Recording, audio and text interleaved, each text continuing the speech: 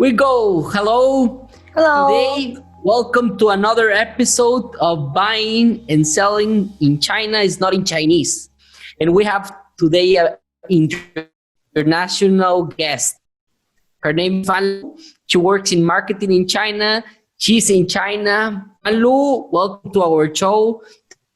Hello. Time. We know it's very early in China. Thank you very much for being part of this podcast. Hello, Fan here, and thank you. I'm also very excited to be there to talk with Ro. Yeah. Fan Lu, Sao Chang Hao.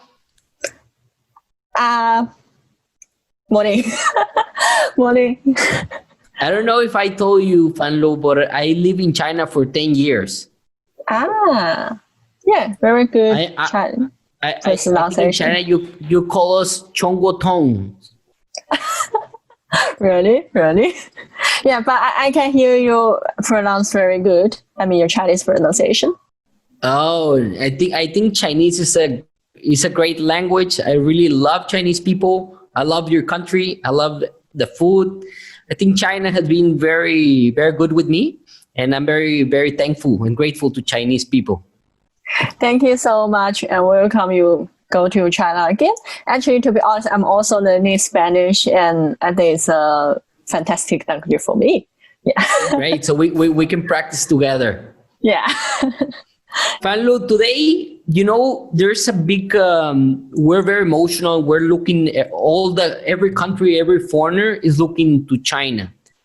Because we see China as a great country. We see that it's going to become, or is now, the leader or the potential of innovation, of technology, of consumption, of brands. And we see China as a great market for anyone looking into expanding to the East.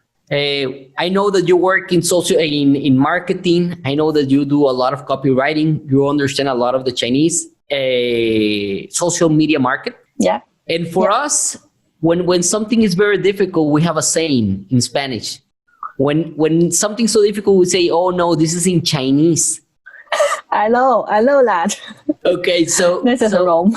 Yeah. So yeah, exactly. So I think all of us, we're looking into understanding more about the Chinese market, but we don't know how to start. So I needed to talk to more Chinese people, someone that is more related into social media. The social media that you use is different than what we use in the West. Yeah. So I want to start with that point. Which are the social media that every Chinese people are using?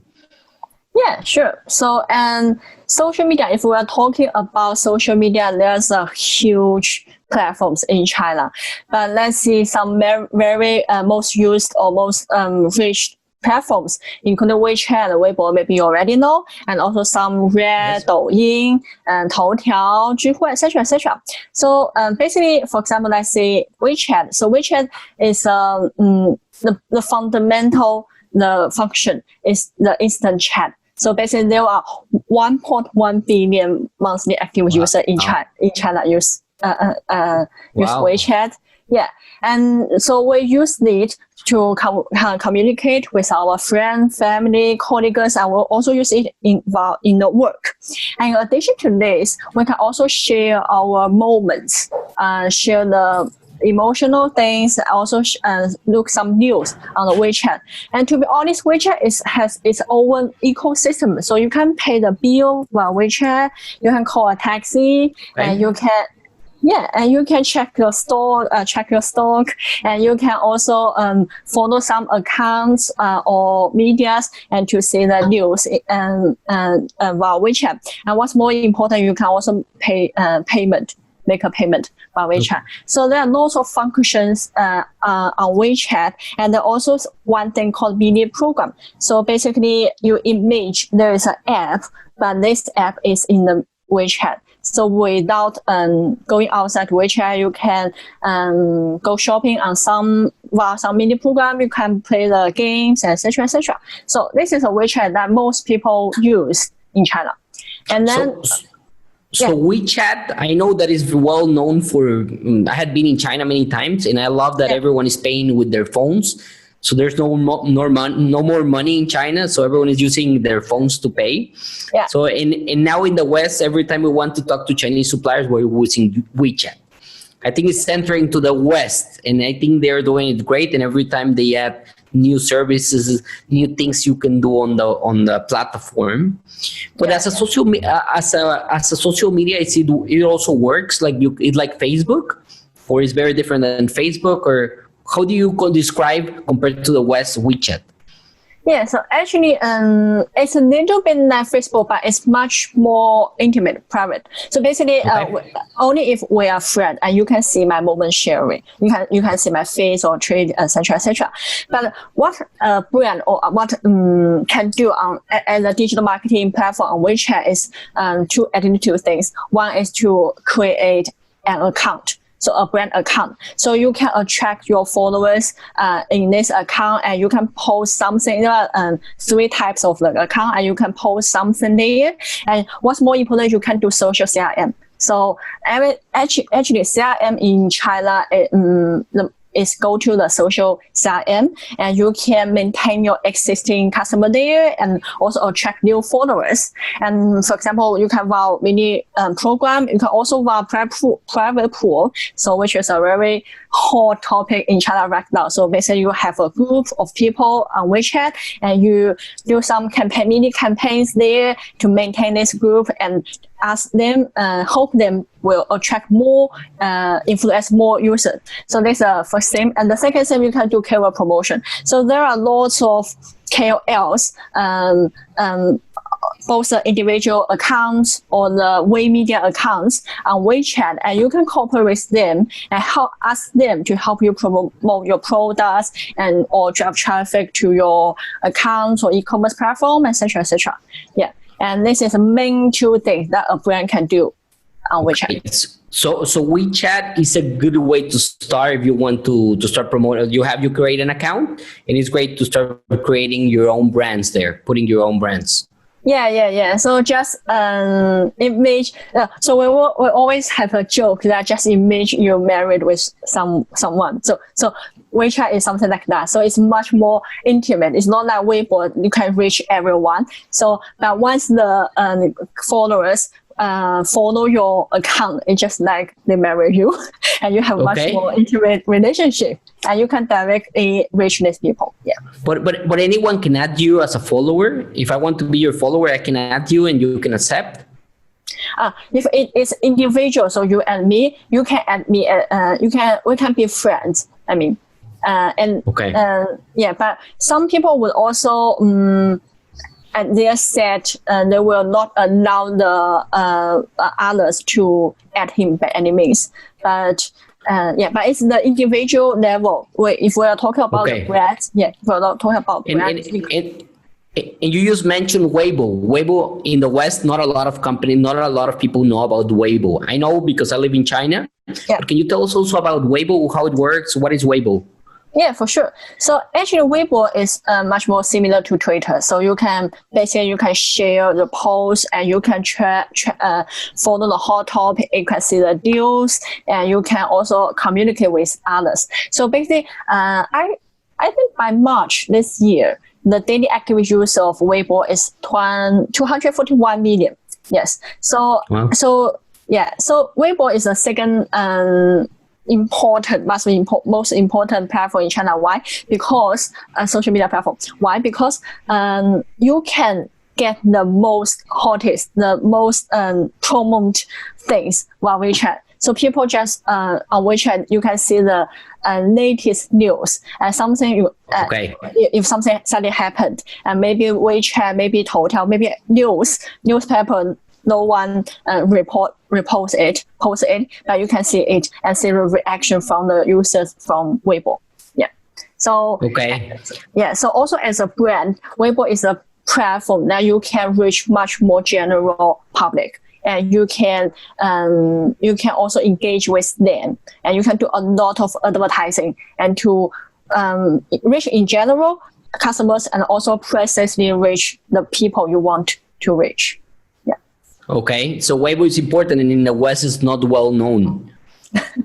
And I know in China it's something very big. I remember last year when there was a Twitter about the NBA and a lot of people reacting Weibo and they were very angry.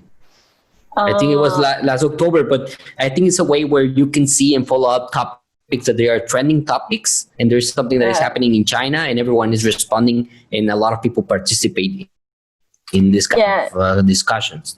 Yeah, and Weibo is also the platform that most KOL promotion happens. So I see most KOLs in China, they will have Weibo, and also your influence and the celebrities. Yes. So you can really see a lot of things on Weibo. Right. Now I see that in China, there's a lot of influencers. There's a lot of people, they are becoming influencers because they are funny. Some of them because they are very handsome or very beautiful girls. Some of them because they are becoming really famous because they have talents. So tell me about the influencers, how it works. You can hire influencers in China to promote products. Do the brands hire them? Yeah, so actually, influencers in China, we call it KOLs, key opinion leaders.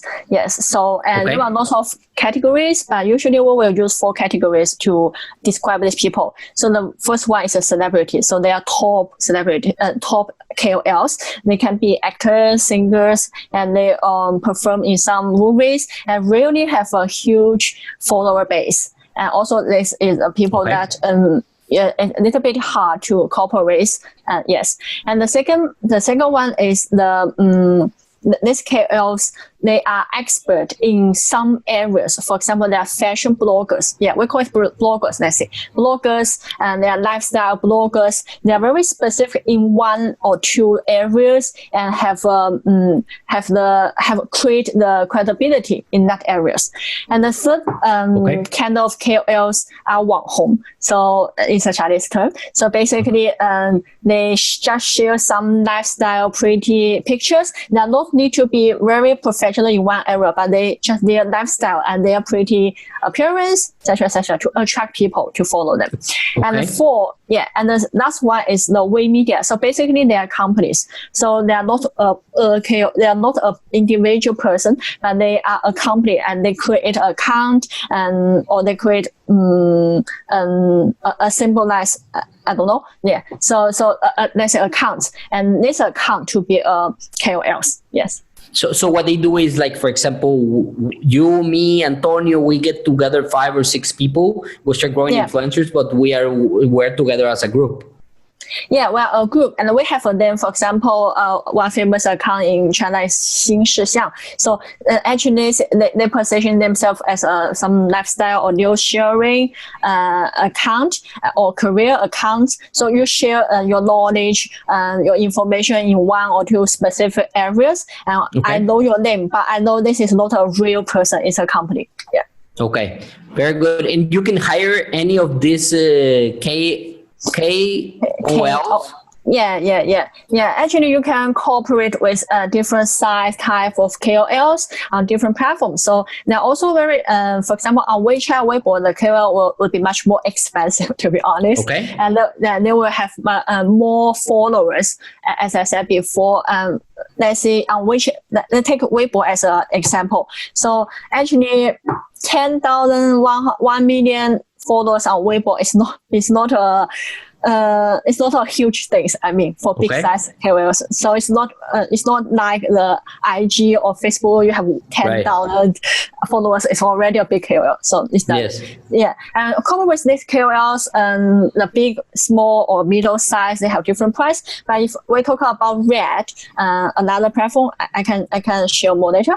A Red KOLs is much more cheaper. Yes. So you can reach more lifestyle or specific industry Red, and with much more cheaper KOLs. And actually, I'd like also to introduce another concept in China, which is very, very popular now. It's KOC, so key opinion consumer. Yeah. So actually, KOC you can see it's a micro KOL. So actually, everyone, you and me, if we have influence on our community, if I can influence 100 people, 200 people, and I can be a KOC. So Yeah, and I'm much more cheaper than the KOLs. And what's more important is that people always know KOL. If they promote something, they trust them, but they also know that they are promoting something. But if I promote something to my friends or to you, I have the credibility. I have the impersonal trust with you. So KOC, this concept is very popular since last year and went much more popular because of COVID-19, because, everyone just stuck at home. Everyone want to be, So this is also a thing that need to pay attention. Yeah. Okay. So if a Western company, because yesterday we were talking to a Mexican guy who was living he lived in Hong Kong, maybe for 15 or 14 years around. Yeah. And he helps Mexican companies introduce products into the Chinese market. And he was saying, Raul, I think that the small companies in Mexico cannot enter the Chinese market. And I asked him why. One, because once a Mexican product is well accepted in the Chinese market, they will order millions and millions and millions. And if you're so small, maybe you will not be able even to fulfill the demand in China. Because every Mexican, we're very proud of our avocado. We would say, let's sell avocados to China. And then and he was saying, but Mexico doesn't have enough avocados to sell to Chinese people. Mm-hmm. And then another point, he said, okay, Raul, you need to understand, to enter the Chinese market, you also need a lot of money marketing-wise. Mm-hmm. You have to spend hundreds of thousands of dollars to enter in a good way the Chinese market. And I was like, wow, so the small companies in Mexico cannot promote products, or how can we start looking into the Chinese market to start? Yeah, so I think there are 2 points. So one is the sales channel, and another one is the marketing channels. Yeah. Right. So I think I can talk about the sales channel first. And first thing I agree with that Chinese market is really very expensive, and it's very easy. You spend millions, thousands of dollars, and results less than you expect. Yeah, so you need a strategic plan to enter in China. So let's talk about the sales channel first. Yes, to be honest, in the past it's hard to open a store. I mean both offline and online for foreigner companies in China. But I'd recommend the Tmall Global. So why? First, Tmall Global is the largest cross-border e-commerce platform in China, and also Tmall or Taobao is the biggest e-commerce platform in China. Tmall Global. What is the name? Tmall. Okay, Tmall. I know Tmall. Yeah. Actually, there are different types of stores on Tmall, and there are one type called Tmall Global. Yeah, and this kind of store are specifically for overseas brands or companies to sell product in China. And under that Tmall Global, there are also, I think, 3 types of stores that you can choose based on your situation. Yes. So just last year, Tmall Global launched their new website for foreigner overseas brands or peoples to apply and to set up a store on Tmall Global. Yeah. Okay. So because this process is very sophisticated in the past. So for example, you need to be a big brand and you need to write email to apply for it, and you need to wait for invitation code, etc. etc. But now the process is much more simplified. So only 4 steps. The first, you need to apply on that new website, and then you wait for validation, and then you can develop the store, and then you launch the store. So the fastest time can be 7 days. And they also offer different language, including Spanish. So why I'm talking about this, because we can see Tmall, they have make it more convenient for overseas brand to set up a store, and this store can directly sell to customers. But I'm also agreeing that, to be honest, if you own a Tmall store and you manage it, it may be a little bit difficult for foreigner brands or companies. So actually, Tmall Global, they also have the choice. So you can choose and incorporate Tmall TP there. So TP means Taobao, or Tmall partner. Okay. So they are So they are professional companies to help you to do the cross-border e-commerce in China. So basically, they can help you with 4 things. So one, they can help you set up the stores. So it's not only it's easy if you listen to set up a store, but there are lots of things you have to do there. And then they can help you to handle the logistics and the warehouse things. Okay. Yeah, which is very important. Yeah, and then they can help you handle all the marketing promotion within the e-commerce platforms. So it's very, including the daily advertising operation and also the Double 11 campaigns, which is very important. Very important. Yeah, and I can talk about this part later. And then they can help you handle the customer service. So customer service in China are also very important. So for example, now it's 7 o'clock in China, and if I ask a question on Tmall, I suppose the customer service can already answer my questions, although I know it's earlier. Yeah. But who is providing these things? Who Tmall or TP partner? Yeah, TP partner. So we always suggest to hire a TP partner and to help you to do these things. And what they will charge is the one-time setup corporation fee and the commission fee, monthly commission fee, and also other fees. Yeah, for this part, a TP expert would be much professional. Yeah, so actually, by March this year, over 200,000 new products launched on Tmall Global. I mean, from and the speed of overseas brand open the store is increased by over 300% year on year.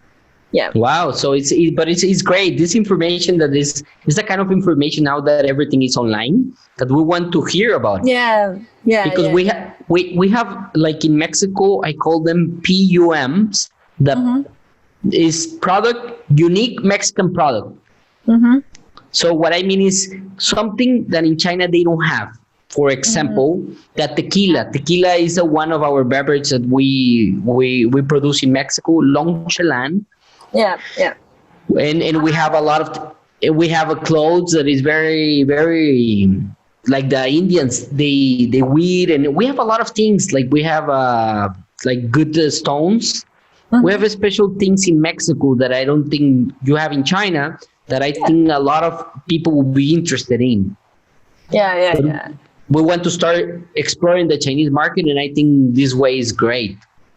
Yeah, actually, I think food and beverage are truly a things that Mexico the advantages. So because when I search Mexico or something in Taobao, and I think the top 3 category is food and beverage. Yes. Yeah, include this. Yeah.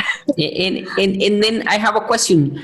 If these setup fee are very expensive or not very expensive?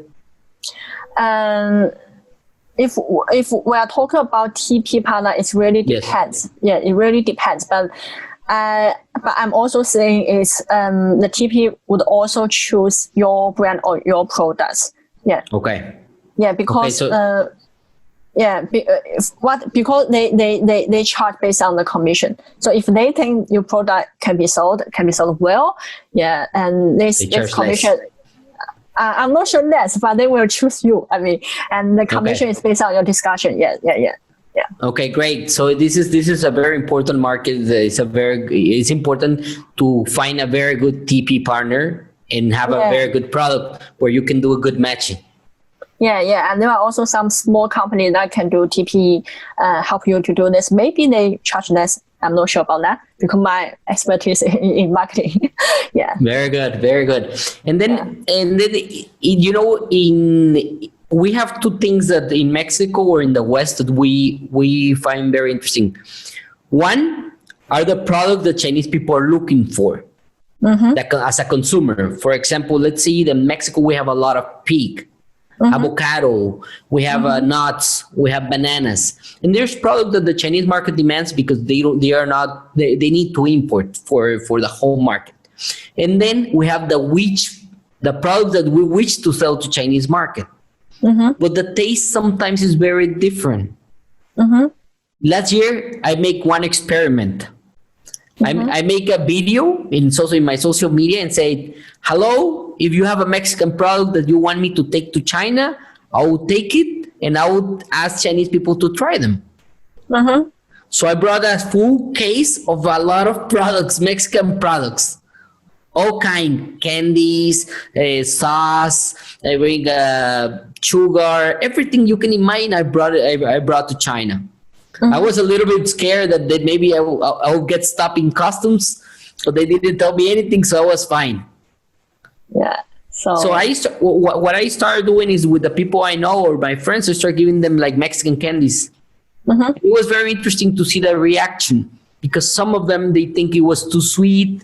Some of them, the sauce was too sour. So what I understand is like China is like your taste is very different than the West sometimes.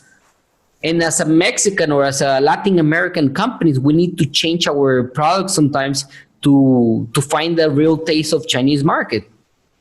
Yeah. So, but then I was thinking, okay, I give these products to 20 people, but in China you have 1.3 billion. So and then the people from the north, the people from the south, they're very different, because some of them, they like rice, or like noodles. And then some like Sichuan, they like spicy, and others like not spicy. So I was wondering, how can I enter, or how can I know if my product will be something that is suitable for the Chinese taste? I see. So if we are talking about taste, so first I agree with you that China market is very huge and very, very diversity. So the 34, it's not a one market. So there are 34 provinces, and there can be 34 market for food. Everyone have a different taste. So I totally agree with you. And the second thing, I see maybe a research or a strategy is needed before, especially for food maybe, and it's needed for before you entering in China market. Yes, because as we said before, the market is so large and people has different tastes. So you really need to understand how people perceive this product, and how even people receive accept or not. How do you position this product? What's your competitors? And maybe there are also already some product there. So how can you fight for them? So this is the second question. I suggest a research or strategy that before entering in China. And third thing, I say nowadays, especially after the COVID-19, the health-related things are really popular in China. So health supplement, but it's a little bit difficult to be entering China. And other health plant-based meat, something like this. And also carbohydrate is always popular in China. Yes. So nevertheless, the health-related food and things are really a hit, and this can be a really good point. Yeah. So you're saying that if I want to enter the Chinese market, if I have a product that is good for health and is well perceived by the Chinese people, I can have a winner product. Yeah. And I say it may be a good product, especially after people really pay attention to health. And I see there are increase in the health related thing. For example, the health supplement or some salad or something like this. Yes, increase. And now Chinese people, you guys have money. It's not cheap it's not cheap anymore. You know, the first time I arrived to China was 2005. Yeah. Oh, yeah. And it was very different than now. Chinese people, they have like middle class is growing a lot. Yeah, and actually people, it depends. Some people are still paying attention to the cost effective. But I see if they pay more attention on health and are willing to spend more on health, these areas. Yeah, so for example, it's very common. You can see in China that the salad sells very expensive. The health-related juice sells very expensive in China. Yeah. No, and you know, I always say when I'm speaking to people that in China there's a willingness to pay high price for good quality products. Yeah. If you have a good quality chocolate and it's very good, Chinese people are willing to pay $5, 30 RMBs for a very good chocolate. Yes, totally agree. But also another thing I think need to pay attention is that Chinese people don't really pay for product, but they pay for brands. So yes, so that's very important. That's very important because if they're paying for brands and no one and they don't know your brand, they will not pay high prices. Yeah, because there are really too many products in China. Right. So, for example, just chocolate. You search chocolate on Taobao, and there are thousands of results came back. Right. So which chocolate to choose? So actually, the product is very important, but branding is also very important in China. Yeah. Okay, so that's very important. Also, what I see is many West. And yesterday we were filming a podcast, and this Mexican guy said in Mexico the first rule is that we are very Mexicans and we don't want to change anything. For example, there's a company who has tequila, and the name of the tequila is 4 and 4, but in China 4 is really bad. Yeah. So if you put a 4 in a tequila, no one will buy it from you. So he was saying we need to change our mind and say, okay, this is a new market. We have to pay attention, change to something that the Chinese people feel that they perceive as value, as that is something that it's worth a lot more money than or it's more into the culture part. Yeah. So first, Chinese people do really welcome. They're open to do new things. But actually, yes, but still, we need to do for brand a company need to do localizations in China. In terms of their names, so a Chinese name is always suggested. Yes. Okay. So the local name, the local visuals. Yeah, because many brands always only have the foreigner face in their opening things. So it's a distance of the Chinese consumers. And also use the local payment, the social media, digital marketing, etc. So localization is always important things for the brand to do in China. Yeah. I agree. I have seen something very interesting in China that the West still is not catching up, because I think Chinese are experts now in live selling. Mm-hmm. That they are doing live transmission, and they are selling their products and cooking and showing their products, their factories. And it's a shift that is coming from, it's a trend that is coming from China. Mm-hmm. And a lot of companies in Mexico or Latin America, even in America, they haven't understand this. Mm-hmm. Due to COVID, you need to change your way of selling. Yeah. And your salespeople need to understand that they need new skills. Yeah. And a new skill is to know how to sell online. Yeah. So tell me, because I was seeing videos in TikTok where they are like schools in China showing how to sell online, but by video. You mean live streaming? Yeah, streaming, right? Yeah, live streaming. Yeah. So actually, live streaming is really hot in China, and even I think around 2 years. I think last year's. Okay. Yeah. So let's take an example first, and to show you how live streaming is hot. So one of the famous live streamer in China now, called Li Jiaqi. So he's a man, and he also have a nickname, the king of lipsticks. So why he called that? Because once while the Taobao live streaming, he sold 50,000 lipsticks within 5 minutes. Wow. Yeah. So he got the name king of lipsticks. So how popular he is? So he has close to 40 million fans on Douyin. Wow. Yeah. And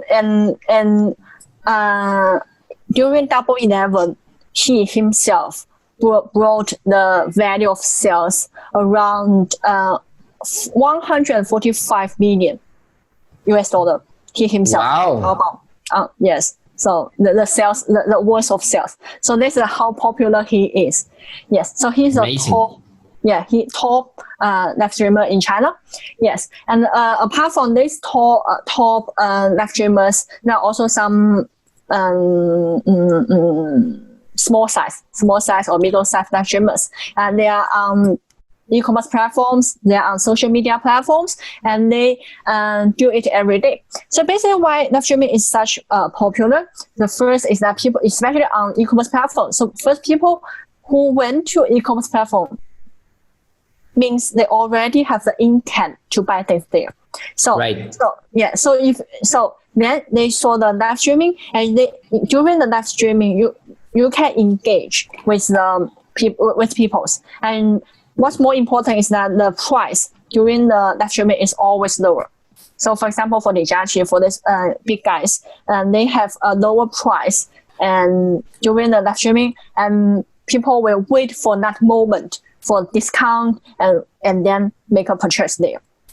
Yeah, and actually there are two kinds. Let's make it more clear that e-commerce platform, there are two kinds of live streaming. So one is conducted by the stores, by the brand. So it's more like a daily operation. So our staff, for example, I have a brand, and my staff show the product during the live streaming and engage with the users. So if you have questions, I can show you different things of the product, and then I give you some discount at some. For example, in 3 minutes, I will give a discount, and you buy it, and you will buy it. So it's impulsive consumptions. And there are another type of live streaming is that you cooperate with KOL. So as I said before, Lijiaqi or other stuff. Yeah. So it's much more depends. So for example, for Lijiaqi, maybe your product will only show 2 minutes and for a huge expense, but they will really help you to sell products. Yeah. And my question here is about talking about the live streaming. Yeah. Nowadays, Chinese people, are all of you guys, even if you are not famous or not famous, are selling this way, right? I'm thinking you are talking about KOC. So but I see also the people, they are not KOC. Oh yes, KOCs, but also normal people. They want to sell with their relatives or a small group of people. They're doing live streaming.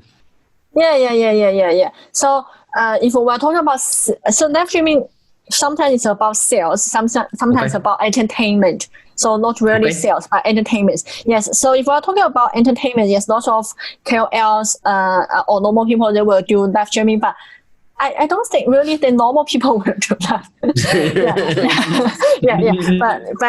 But yes, as I said before, during the COVID-19, three things really become a hot things, and actually they're combined. So community, private pool, KOC, and live streaming. So people they want to actually we are all KOCs, and if we want to sell things to our friends, and maybe we will use live streaming. Yes, and I can give you an example that one shopping mall in China, they encourage all their staffs to do live streaming, to sell products. Yeah, so all of the staffs are also normal people. Yes, and they can also be a KOC. Yeah. Great. Okay, live streaming. And then I have a question. For example, you were talking about the king of the lipstick. Yeah. So for example, do you think this guy, he was lucky, or he works towards becoming the king of lipstick? It took him a lot of time, or he was lucky? What do you think it was? Why is he so successful? So first, he's a very hardworking guy. So before he becomes such famous, I think he's a professional beauty guide in offline store for Lancome or Estee Lauder, I forgot. Yes. Okay. So so he's very professional in terms of the cosmetics, and he works for many years. And when he worked well in her past career, so he just quit and to do live streaming. But before he became famous, about around 2 years, he's very small and no no income, etc. So a poor, encouraging story. Yeah. So the first thing is that he is really hardworking, and he had professional, and he did a lot before he become famous. And then the second step is that because he's also lucky, and because the live streaming become a popular recent years, and he is the first battle of those live streamers that have followers and know the and cooperate with Taobao. Yeah. Okay, I see now in Mexico is becoming very popular TikTok. It's a Chinese. It's a Chinese brand. I remember a Chinese app. I remember being in China and seeing all this, and I was always like laughing because it was so funny. Yeah. I see people cooking, and they were like eating anything, and it was so funny. Yeah. I see that before it was only entertaining, but now I see a lot of brands putting their effort to sell products in TikTok. Yeah. Actually, first I'd like to clarify is that we call it Douyin in China, and TikTok and Douyin are two apps. So yes. Yeah, they're separate. So things you post on TikTok will not show on Douyin. So it's two versions. Though they are very similar, and Douyin have much more functions than TikTok. So let me give a number first. So there are around 400 million daily active users on Douyin right now. Yes. So actually Douyin, as you said before, they are the biggest short video platforms, and people videos there are either funny triggers or some wow visual effect, etc. And what brand can do there? So let's see, one thing is keyword promotions, and another thing is campaigns. So TikTok is a platform that you can create the social buzz and to have huge exposure, brand awareness, create a hot topic there. But also TikTok is very expensive to do these things. And another thing is that TikTok, you can sell product on TikTok. Yes, TikTok right now can link to Taobao, and they also have their own mini programs within TikTok that have the sales functions.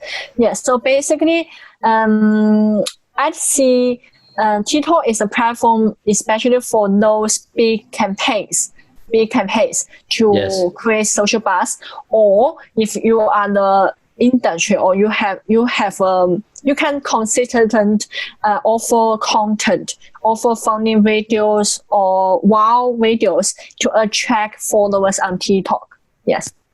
And what I was thinking about this while you were speaking, the Chinese TikTok is Daoping, right? What is the name of in Chinese? Douyin. Right. Yeah. Douyin. Talking about Douyin, can a foreigner have an account in Douyin or no? I think because Douyin you need to use phone number to register. And I think I'm not sure. I'm not sure about that. But one thing is that I'm not sure if Douyin you can download Douyin on Mexico. I have it in my phone. But I cannot do an account, so I was wondering if it was only for Chinese people. Yeah, it's a little bit tricky in this part. Yes. Okay. So I think you need to have a Chinese phone number. So we were talking about a lot of like social media, different objectives of each of it. But coming back to saying, okay, we as a foreigner, I have a product that I can sell to China, but we don't have a clue of how to start doing it. I don't. Sometimes we don't do research, and then we have this kind of big companies that they have a lot of money and they can go open an office in China, try to understand and spend a lot of money doing it. But there's a lot of small companies that they want to get into the Chinese market, but we don't know how to start. What would be your advice if you think you were a Mexican, you know a lot about the Chinese market, how to start? Yes, I agree that.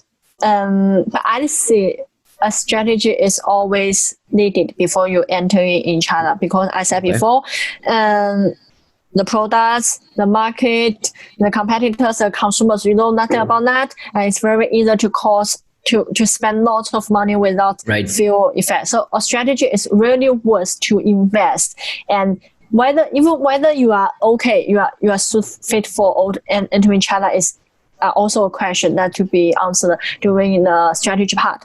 But I understand that many companies don't have that huge budget to do a full version of strategy, etc., etc.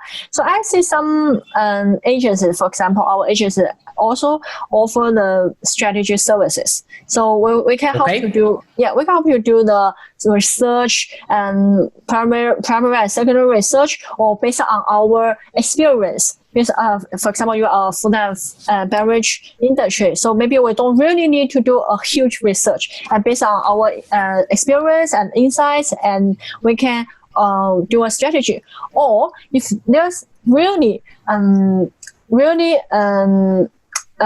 less possibility to do strategy, maybe a consultation is also acceptable. So a consultation or 2 or 3 consultation you have specific questions. So at least give you somehow overview of your market and of the market you want to enter in. So I see. Yeah, and I agree with you. I think any product in any country you want to enter the market, I think is worth paying for a consultant or an agency that will tell you do a job for you and tell you, okay, your product is not suitable for our market, or 2, it won't work, or it's going to be a winner product. Yeah, so I think that's smart.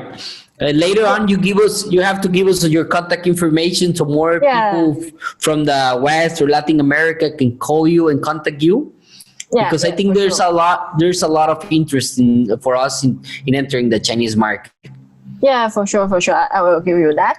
And also, I see, in addition to that, I see also the sales and the marketing part, you really need some suggestions, some direction on that. As I said before, there are lots of platforms. To be honest, although I said WeChat Weibo is a must, but maybe for your product, for your industry, based on your budget, there is another platform that's much more suit for you. Yes. So a strategy or a consultation. Really So the platform is also the platform you use to sell will depend also on your budget. Yeah.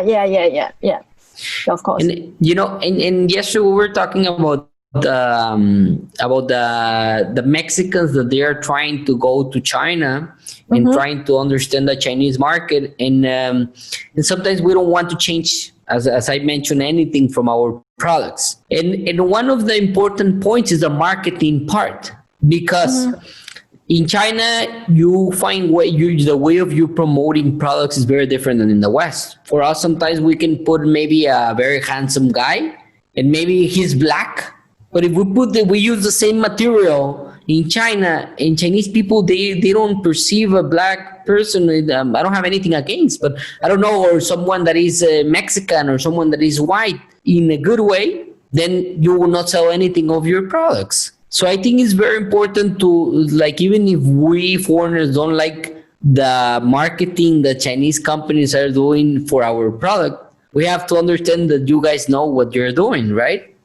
Yeah, of course. And also, let's say Chinese marketing is really different from Western. So let's say all things go digital, go social. So traditional advertising also works. For example, TVC can help you to get huge exposure, but no EDM, no phone buying. We won't buy things but phone unless very specific industries. Yeah, so everything is about digital, and it's really different. Different from the Western. Yeah. No, and sometimes I think in China and also in Japan, in Asia in generally, you guys like a lot of the cartoons things. Yeah. But it's very cute, and you like things that they're cute. But in the West, sometimes we don't think it's cute. But if you use these cute little dolls, can help you sell a lot more. But we don't understand this in the West, so people are not open to changing their marketing material. Yeah. We was talking about, there's a saying that content is the king, but context is the god. So basically, yes, if you have a marketing team in your headquarters, you have the marketing material, but all of this material need to be adapted to the Chinese context. So how people perceive these things and what people like about these things. So for example, let's take an example. Chinese people really like anti-aging things. So we want to keep us young. But I know in some Western, most Western companies or brands, their mindset, aging is a natural thing, and you don't really need to do something to anti-aging that. But we say if I'm 30 years old, but if I still look like 80 years old, so that would be wonderful. But foreigners like I want to be mature. So there's a cultural differences.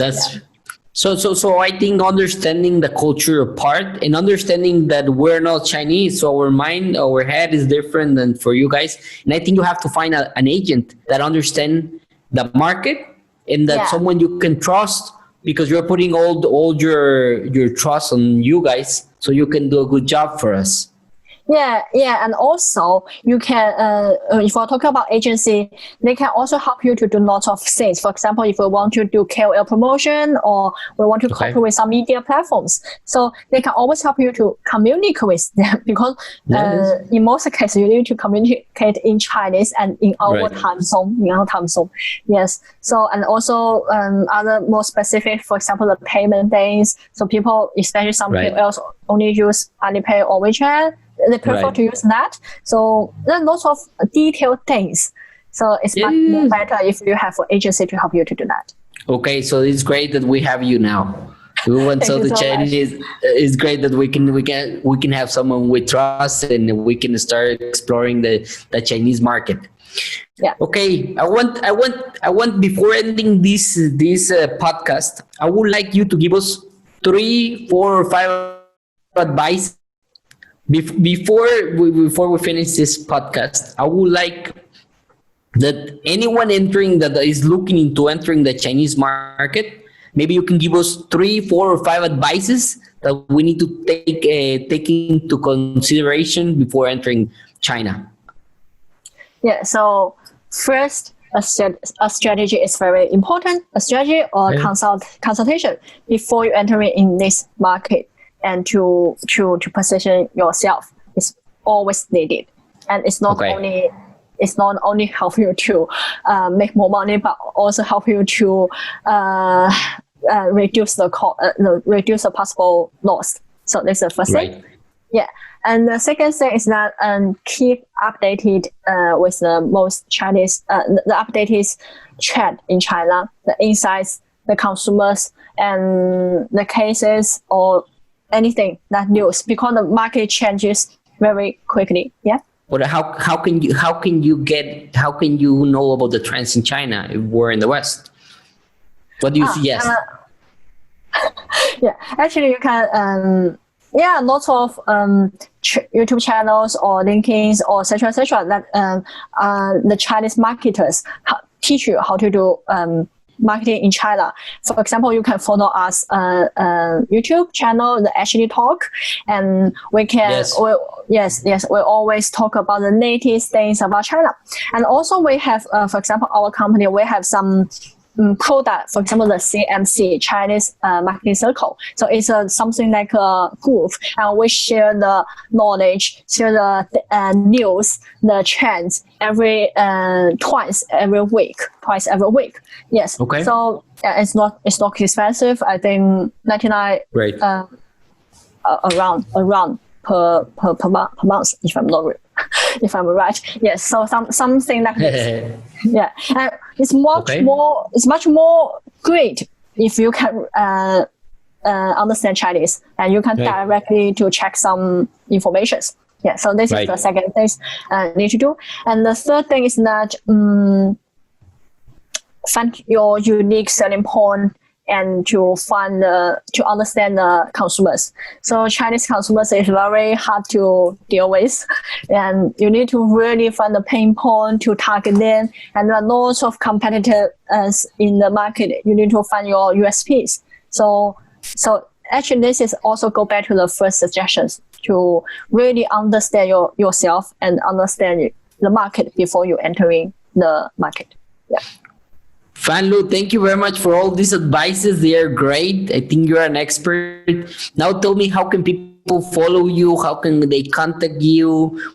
What is because we share these podcasts, we share them in YouTube, we send them, we put them in LinkedIn, and we put them also in Instagram and Facebook. So I would love that people follow you and they know more about you and what you're doing. Yeah, actually, you can search our company website, Alarice, Alarice. So Alarice and you can directly send emails and ask for me. And my personal email is also fan at Gmail, fan at alarice.com.hong Kong. Yes. So okay. Yeah, you can just directly find me through these two ways. Yeah. Fan Lu, thank you very much for your time. We know it's very early in China. You have, I don't know, thank you for waking up early so more people can get to know more about the Chinese market. We're really interested in selling something to the Chinese market. I have a saying that we have to sell something to China because I think it's something that is going to become the number one consumer in the world. Yeah. I'm also very looking forward to cooperate with more companies and brands from Mexico, and I'm really excited about that. Thank you very much. Thank you so much. Thank you. 谢谢. Thank you so much. Gracias. Take care. Thank you, Fan Lu. Yeah, thank you. We keep in touch. Thank you. Bye-bye. Bye-bye.